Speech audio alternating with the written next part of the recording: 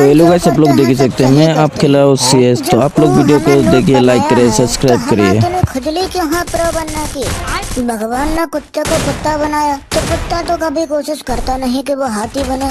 तो ससुर हम लोग भी क्यों कोशिश करते हैं कि हम प्रो बने? भगवान ने हमें नूब बनाया है तो कोई बड़े मकसद के लिए बनाया होगा, कुछ तो सोचा होगा हमारे लिए। हमें क्यों खुजली है प्रो बनने की? हम भी बहुत अच्छे हैं भाई, प्रो से भी अच्छे। क्या सोच है रे तेरी।